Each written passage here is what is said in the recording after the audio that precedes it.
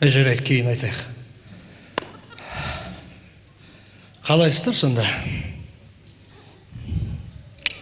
Ай, шіркін, біздің қазақ деген жалқаулықтан бірінші орын алады ғой. Не болса соған ерінеді ғой. Шелек ұстап шығып едім, қол шапалақтауға да ерінді бұлшылды.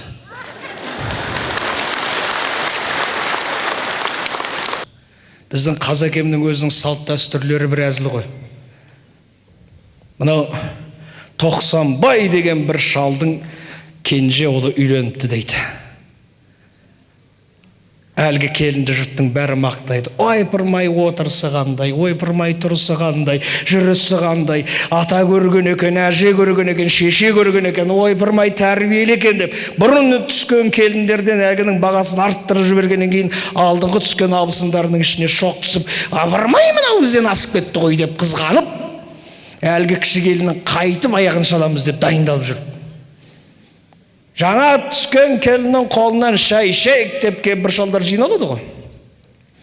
Ішінде Тоқсанбай шалдың өзі бар.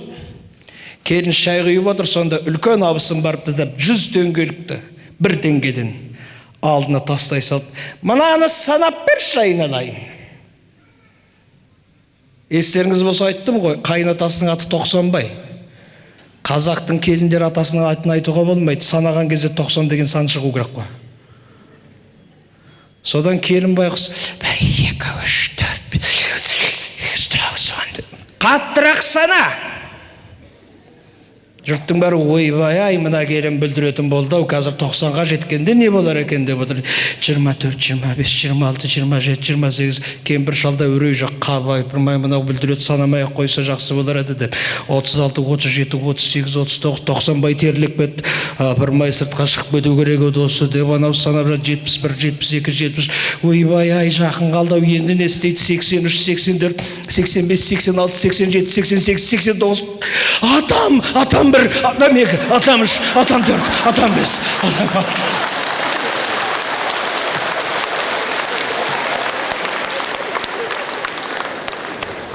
Мынау шетелде дәл осы біз сияқты әзіл-сықақ театрына халықлық толған екен дейді.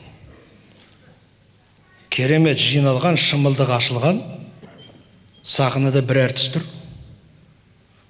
Үлкен бөшке бір нәрсені араластырып тұр.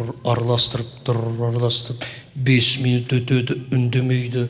10 минут өтеді, үндемейді. Араластырып тұр. Енді отырған жұрттың ішіп саны ғой, 15 минут бір үндемей тұрса. Бірақ олар соған ақша төлеп кірген, шыдап отыр. Олар немістер ғой, қазақ емес, отырады. Анау араластырып, әлі тұр, бері тұр, артыр, бір 20 минут өткеннен кейін әлгі араластырып тұрған дүниесін көрермендерге кеп шашыпты. Сөйт сананың ішінде шірік біткен жұмыртқа, қалған тамақ дейсің бе, бірнеше күн сақталып, ашық біткен, иістеніп біткен бүкіл, енді не жоқ дейсің, бәрі бар. Соны анау көрерменге шашқан кезде әлгі отырған көрермендер соны шек-сілесі қатып, үстінен шыпырып тастап, мәз болып, қарқылдап көріп, керемет демалып қайтты дейді. Олар сөйтіп көңіл көтереді екен. Біреу ренжімеген ғой, біреу ренжімейді.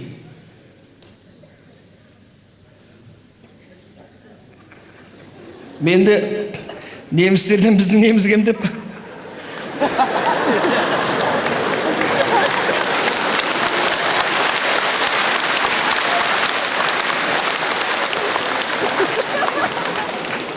Бірақ бізде қалдықтар аз болады екен. Оларға бір бөшке толтырғанын білмеймін мен. Біраз ғана енді.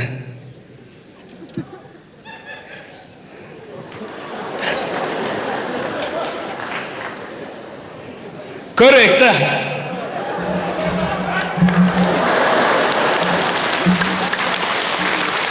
Әзілдесіп өтейік ағайын. Әзілдескенге не жетсін.